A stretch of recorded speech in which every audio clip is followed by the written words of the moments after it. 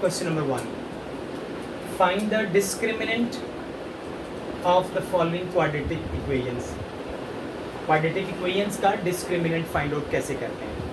अच्छा, ये quadratic equation जो इसका डिस्क का फार्मूला है वो मैं लिख रहा हूँ, इसको खाली डिस्क भी लिखते हैं, DISC, ठीक है। Disc is equal to b² minus 4AC, ये फार्मूला है इसका।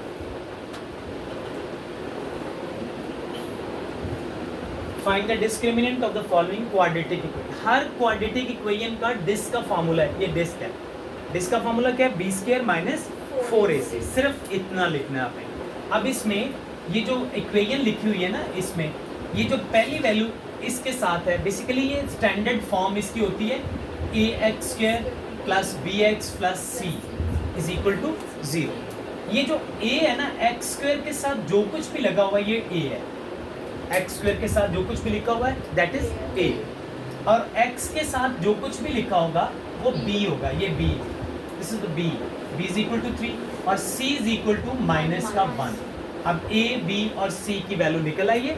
इन तीनों वैल्यूज को आपने इस फार्मूले में पुट कर देना है, ये जो हमारे पास डिस्क का फार्मूला है। आप क्या लिखोगे? Discriminant is equal to b, what's the value b is equal to 3 का स्क्वायर माइनस 4, a की जगह पे कितना आ जाएगा 2 और c की जगह पे कितना आ जाएगा -1। सो इसको सॉल्व करोगे कैलकुलेटर पे, 9 माइनस 4 2 8 प्लस का 8, सो आंसर इसका 17 आ जाएगा। Disc is equal to 17, so this is answer, ये इसका आंसर है। ओके, 4 नेचर्स के बारे में, 4 नेचर्स हैं, नेचर्स ऑफ रूट के। डिस्क ग्रेटर देन 0, अगर डिस्क ग्रेटर देन 0 आ जाए तो तब उसकी जो रूट्स हैं, और वो परफेक्ट स्क्वायर भी हो साथ साथ, मतलब ग्रेटर देन 0 लाइक आंसर आपका आ जाता है, डिस्क आपने निकाली और उसका आंसर आ गया वो 49 आ गया। आप देखो 49 इट्स ग्रेटर देन 0, 49 क्या है? ग्रेटर देन 0 भी है और साथ में क्या है? परफेक्ट स्क्वायर भी है। किसका परफेक्ट स्क्वायर होता है? 7 का।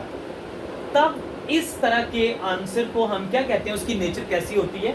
वो रूट्स कैसी होती हैं? रैशनल, और क्या होती हैं? अनइक्वल होती हैं। Roots are rational and unequal, ये नेचर होगी उसकी। दूसरा पॉइंट क्या है?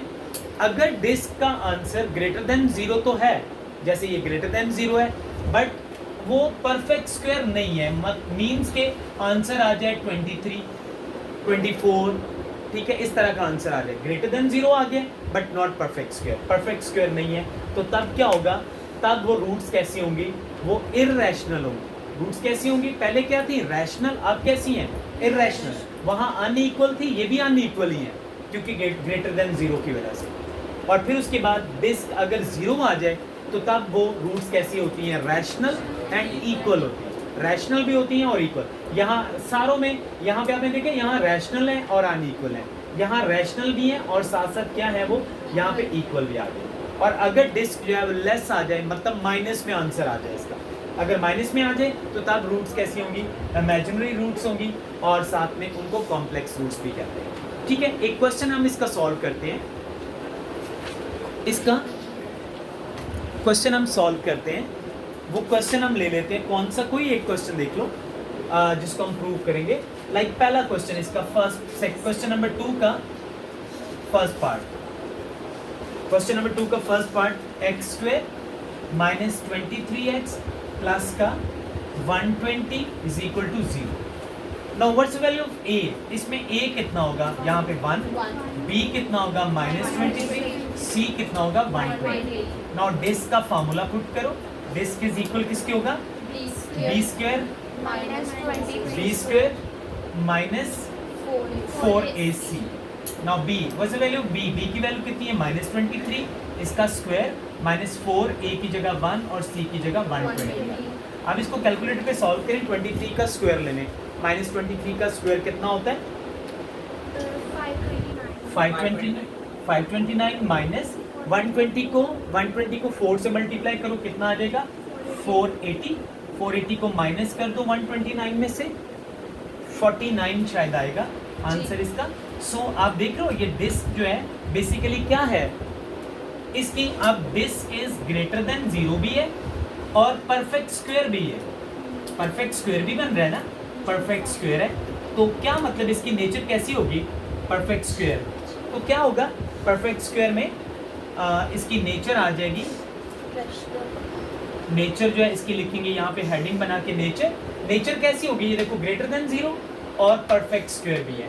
तो रूट्स कैसी होंगी, एक तो रैशनल होगी और दूसरा क्या होगा इसके साथ, रैशनल एंड अनइक्वल आ जाएगा। सो ये इसका आंसर आ जाएगा, ये इसका नेचर साथ में लिख लेते हैं। इसकी वेरिफिकेशन कैसे होगी कि क्या हमारा आंसर ये आया है जो हमने प्रूव किया है कि स्क्वायर के बराबर, और उसके बाद क्या इर्रेशनल नंबर्स हैं या रैशनल नंबर्स हैं, जो भी है वेरिफिकेशन।